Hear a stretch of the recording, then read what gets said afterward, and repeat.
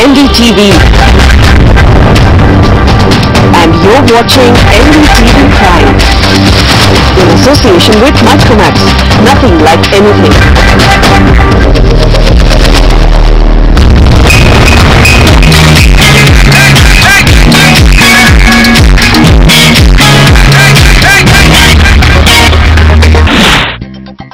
The Honda Mobilio is launched. How does it square up with the Maruti Suzuki Ertiga?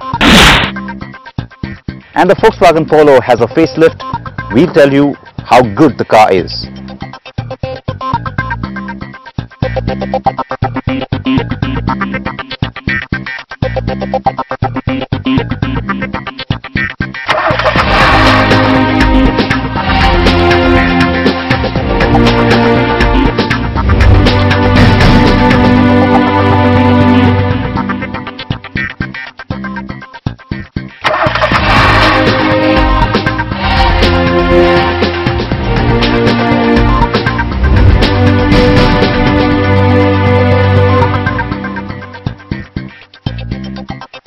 So the Polo is back with a facelift. We have the details coming up. Hi folks, welcome to a brand new episode. I'm Siddharth Vinayak Partnkar. On CNB today we also have these two cars, and that's the one clash we've been waiting for some time now. Right since Honda first showed the Mobilio at the Auto Expo, Maruti's been sort of waiting and watching, and which is why you also have a limited edition Ertiga that's driven into the market just this week. But how do the two cars compete, especially when you look at it from the point of view of individual buyers? Let's get straight into it.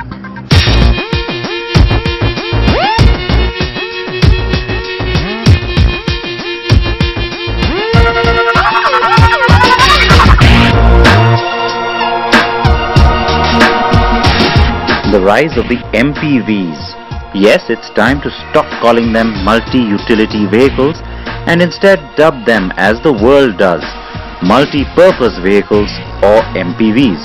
The Toyota Innova is the king of this hill, but yes, it, along with others like the Tata Sumo Grande and the Ariya and the Mahindra Xylo, are all in that MUV space, really. People movers with more of a fleet application than a personal or individual one. The Nissan Evalia at the top end and the Chevrolet Enjoy at the bottom have tried to be more, but really the Innova remains the undisputed leader. So that is why Maruti's decision to drive in the Ertiga in 2012 was seen as a misguided move by some. But a lakh and a half Ertigas later, the idea of stretching the Swift platform and throwing in 3 rows of seats into a zippy car-like monocoque frame is now seen as a stroke of genius. And that is why the Mobilio is also a very good idea. I genuinely believe that the Indian market will benefit from the influx of more MPVs. And yes, that's despite the fact that we are hankering after the compact SUV. The reason? An MPV is more versatile and utilitarian than a hatch or a sedan, and it gives you multiple space options while staying compact and easy to drive. Now, it was at the beginning of July that we got you all the details on the Honda Mobilio. It was Bala who drove the car and reviewed it, and Bala is with me right now as well. Bala, very positive sort of impression is what you carried back with you from Nashik. Yes, that's right, because we kind of spend time with the diesel engine because that's going to be the main real volume driver for Honda, and we got the impression that it's a fairly good fuel efficient and a less noisy engine. Now, Of course, at the time, I remember you mentioned that it's almost a relief that it's less noisy, because remember the Amaze, same engine, clatters like anything. But before anything else, I want to also ask you your impressions. You got the two cars standing next to each other. You always had the Ertiga in your mind, I know, when you were driving it in Nashik, but now that they are next to each other, first thing, in terms of looks, which one works for you? The Ertiga continues to be boring for me, because with the Mobilio, Honda has really tried to give this MPV a little more appeal, because at least from the side and the rear there's a little bit more lines and a little more, I don't know, a little bit more bolder stance that the car gets. I mean, it's a little low as you can see, but from the sides and the rear is where the real touch comes in. Yes, from the front it looks like the Brio or possibly even the Amaze, but from the sides and the rear it's a different ball game compared to the Ertiga. Now, I'm going to disagree with Bala completely, and that's possibly a surprise to not just him, but a lot of you as well. For me, actually, it is the clean lines on the Ertiga that work, because it's not trying too hard to be anything else. It's got straight lines along the side, it's got that ample height, it tells you straight away it's an MPV. on this car, as Bala was saying, there's lots of different kinds of work done in the metal. You've got what they call this lightning bolt along the side. The shoulder line dips down here, gives you a nice ample sort of glass coverage. But, you know, Bala, even though I know that's been done intentionally to give you an airy sense of space on the inside, from the outside, the proportions just look completely wrong. It just looks almost like a hearse, for lack of a better comparison. I think they tried too much with the... I think it's been overstyled. I think if they had just kept it a little bit simple. I liked some of the elements and the ideas behind them. But yes, it just looks like there's 2 or 3 ideas and they've all been sort of meshed together. Because so that goes all the way to the rear tailgate. Some of it is stylish, yes. But you know, they just tried too hard. And for the buyer though, that might be the big distinction, because it isn't boring. It isn't typically MPV like. I mean, all the other cars, whether it's the Xylo, the Enjoy, or of course the Ertiga and the Innova, they all have a very similar straight sort of a feel. There's lots more going on this car for sure.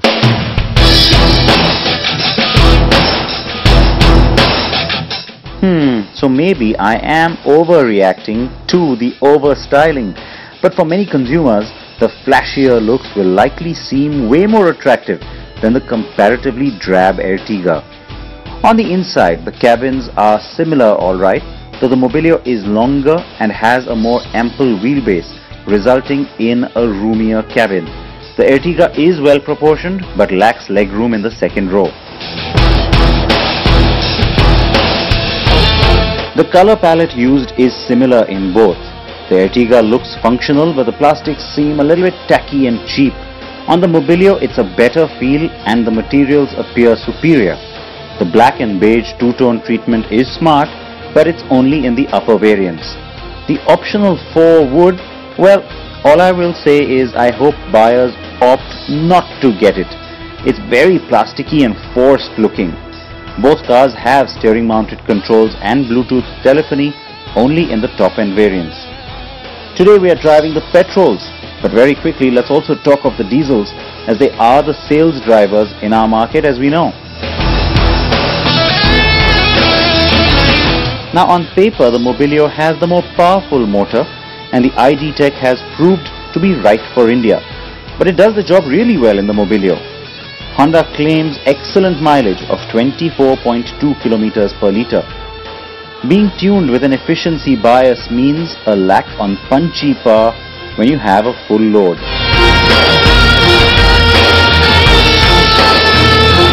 On the Ertiga, it is of course the good old DDIS motor. The 1.3 litre unit is surprisingly sprightly and it's well tuned.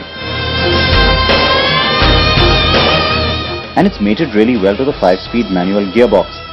Claimed mileage is lower than the Mobilios, but it's still impressive at 20.77 kilometers per litre. Of course, we have Fiat to thank for that gem of an engine, don't we? And now on to the petrols. Now the reason we have the petrols on the show is that they often get ignored by our lot, and yet a lot of individual buyers with limited driving distances are once again opting for the lower priced petrol variants, aren't they?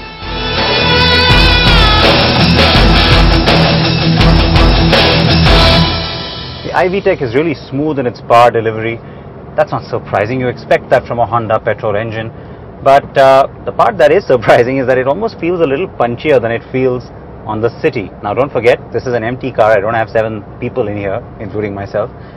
So maybe it'll feel a little bit different with full load. So I will make that a little bit of a disclaimer there for that. But it is nice and smooth.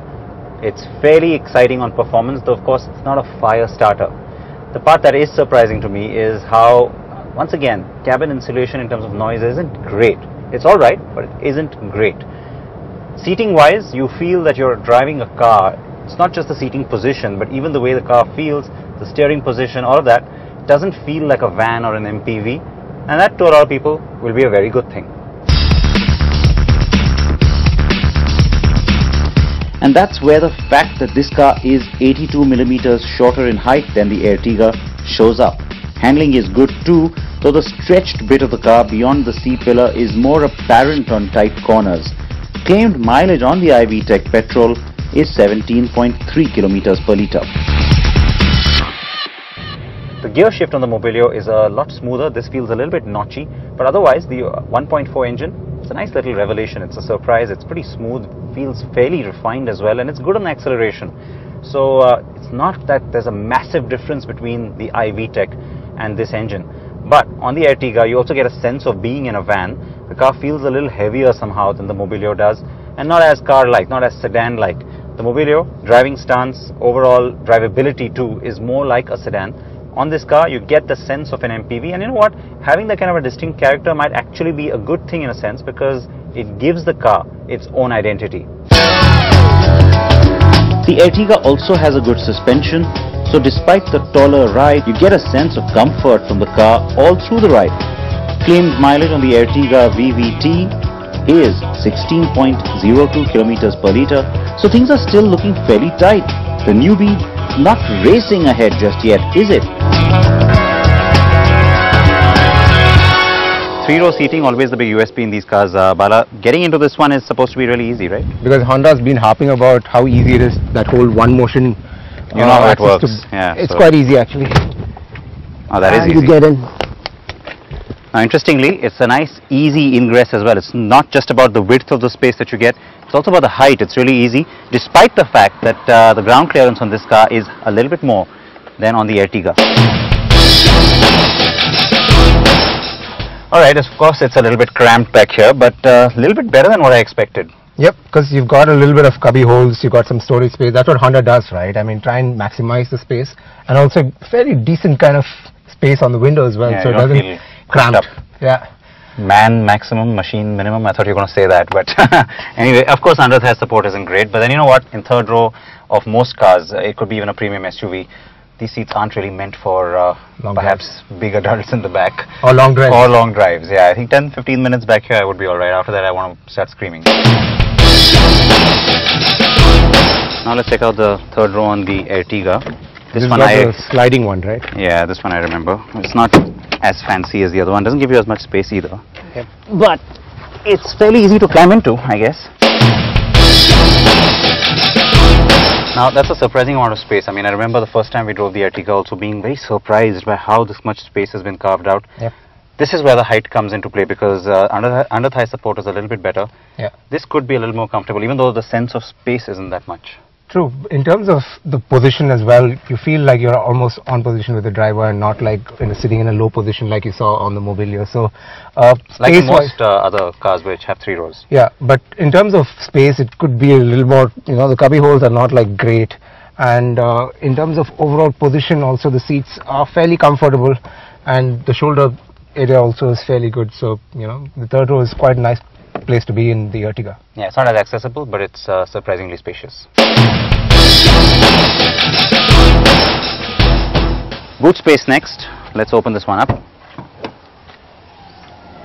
You can kind of fit in a really big suitcase here without any problems. This is a surprising amount of space, I mean, yeah. I have to say. But how about folding up the seats and let's look at the full cargo space? It's kind of like a 2 motion. You got to fold that one as well. And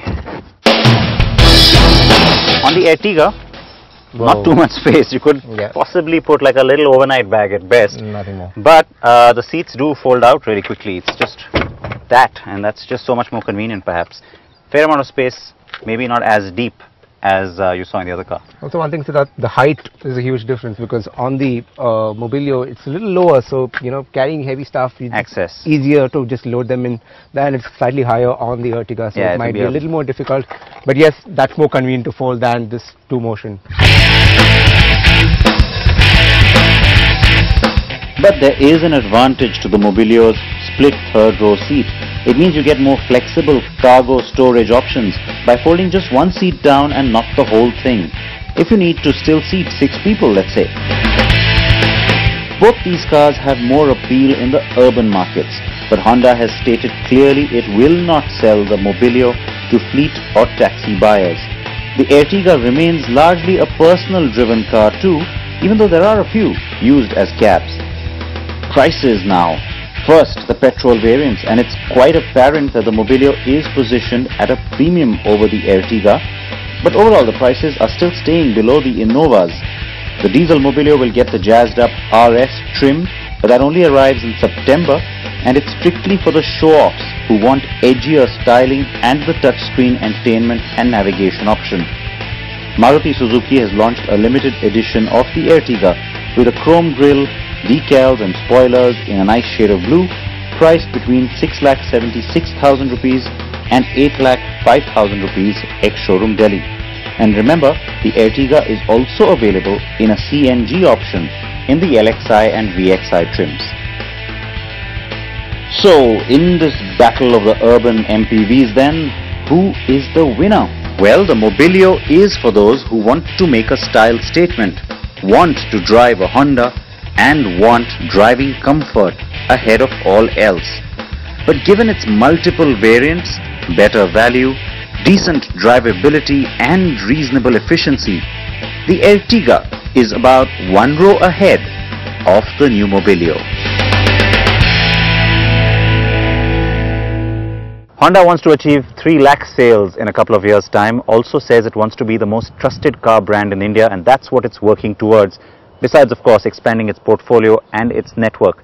React to what you've seen from the Honda management as well as of course the clash between these two vehicles. You know how to get in touch with me. It is time for a short break here on CNB. We have our sector snapshot, couple of launches this week besides the Mobilio. Take a look at that and join us after a short break.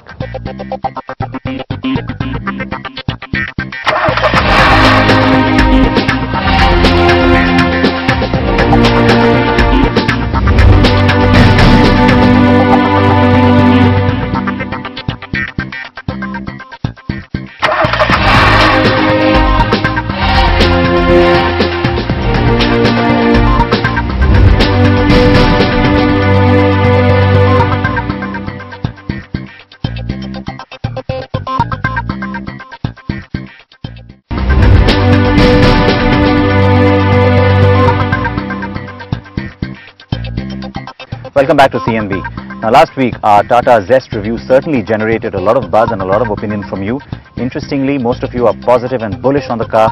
Of course, prices will determine just what happens with that car in terms of final positions. But we did ask you on our Facebook page which car in that segment will end up at the top of the heap.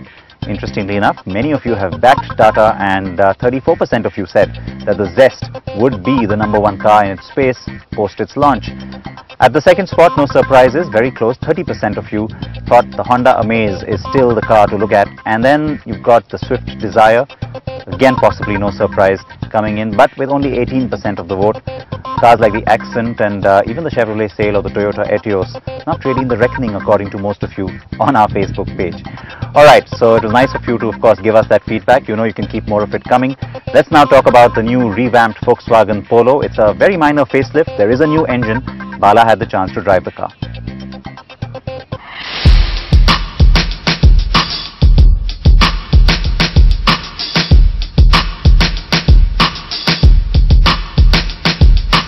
As exciting as it might sound, a vehicle facelift launch event is usually a dull affair unless you have some major mechanical changes and not just superficial stuff, or a significant repositioning of the vehicle in its segment. The updated Volkswagen Polo actually does have something new to offer, and it's almost all under the hood, so you really have to look twice to notice any cosmetic changes at all. Even the world media had a similar reaction when the new Polo was unveiled first at the 2014 Geneva Motor Show with a range of new or updated 3- and 4-cylinder petrol and diesel engines built primarily for the European market. 4 months down the line, as India gets the new car, here too the engine portfolio is refreshed with an all-new 1.5-litre 4-cylinder turbo diesel engine in addition to the 3-cylinder 1.2-litre MPI and 4-cylinder turbocharged 1.2-litre petrol TSI. Volkswagen almost expects just that new diesel engine to be the fire starter, and so, like its European avatar, the Polo gets few exterior and interior changes. Now from the face of it, you'd probably think that the styling department at Volkswagen probably didn't have much to do, or were given a very short brief on the facelifted Polo. Not that I'm complaining, because to be frank, I quite like the original look, but now you have this nice new orange shade which will get it noticed on the roads. Also from the front there are subtle changes like the new grille as well as the new bumper which has the integrated fog lamps and a nice chrome strip running across it. Also new headlamps, although you do wish you got the LED treatment on it, or possibly even the fog lamps, just to give it a little more appeal.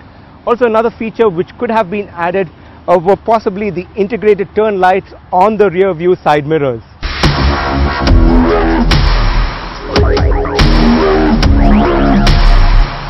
Other minor upgrades on the exterior include new 15-inch alloy wheels only on the top-end Highline variant and a new rear bumper with an integrated license plate and reflectors. On the inside, the very subtle facelift includes new fabric for the seat upholstery and a silver finish to the center console. Also, the dual-tone beige and grey interiors are on the top-end Highline variant, while the lower variants get an all-black interior theme. But what did catch our fancy was the sportier-looking steering wheel with audio controls which are now standard. Also, what will bring a smile to the faces of many and Siddharth more than others perhaps? Volkswagen is offering dual front airbags also as standard equipment on all variants of the new Polo 2. Clearly, VW wants to retain Polo's high safety standards in this segment. But the company learnt the hard way that the Polo's earlier 1.2-litre 3-cylinder diesel engine didn't have enough to impress anyone. And the subsequent strategy to bring in the 1.6-litre engine from the Vento didn't make too much sense either, price-wise. Which is why this new 1.5-litre 4-cylinder turbocharged diesel engine could now be a better fit overall. Now, I'm not surprised at the confidence Volkswagen has in its new 1.5-litre diesel engine, because in just a few minutes out on the highway, you can get a real sense of the true characteristics of the engine, because it's smooth and powerful.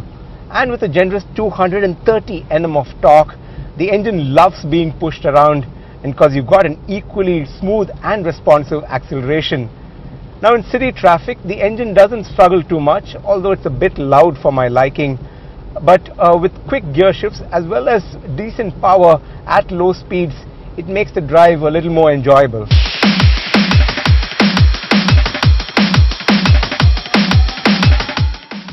This new TDI engine produces 88.8 bhp and makes 230 Nm of torque. The gearbox remains the same 5-speed manual. The same engine has been tuned up in the new GT TDI variant. Power output goes up to 103.6 bhp while the torque goes up to 250 Nm. A quick glance at the petrols now and things are largely unchanged here. The 3-pot is still quite a lot of fun and the GT TSI is the real winner. Of course, with prohibitive price tags, the GT variants aren't for everyone. The ride quality on the facelifted Polo has improved, with Volkswagen tuning the suspension to be slightly softer for Indian roads. The hatch now feels a bit more planted, with more assured handling than before. The sporty steering still complements this setup interestingly enough. The precise bring also helps and it makes you want to push the car a bit.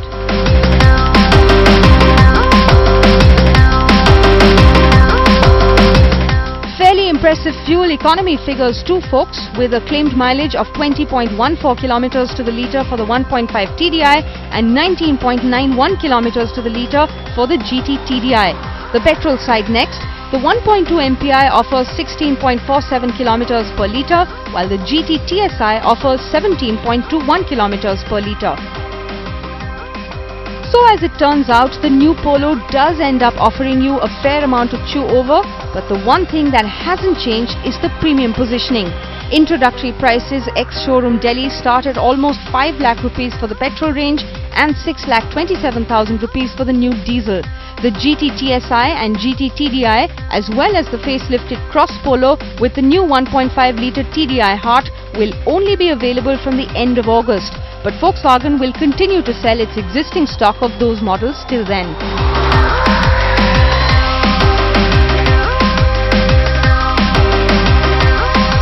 Now, we did expect Volkswagen to try and get a bit aggressive with the pricing, especially on the 1.5-litre diesel engine, which is still eligible for the small car excise benefit.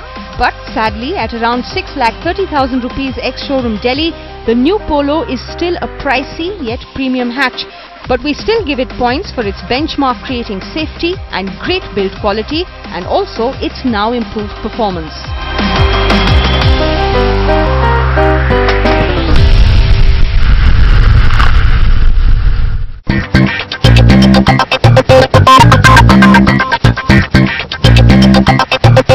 Right folks, that is the new Polo. How did you like it? Now I am especially glad about that point, of course. It does have airbag standards still, and it's a good move from Volkswagen, and in fact I can tell you I have been a little bit disappointed, in fact pretty disappointed, that Honda decided not to make airbags and in fact even ABS standard across all variants of the Mobilio. The logic that you got to be competitive, etc., it's only going to stick for so long, and it's you, the consumer, who has to make that difference. You've got to start demanding these things, folks, because airbags shouldn't just be the preserve of cars which are right at the top of the heap, shouldn't just go with the sunroof or the leather seats. They should be available, even as an option, at the base variant, and which is what all of you have to start demanding more and more. On that note, I'm going to say goodbye. Please stay with NDTV. There's plenty coming up on Auto Prime right through the week, 8:30 p.m. on NDTV Prime. Remember, automobile programming for you. Wear your seatbelts, wear your helmets. Bye-bye.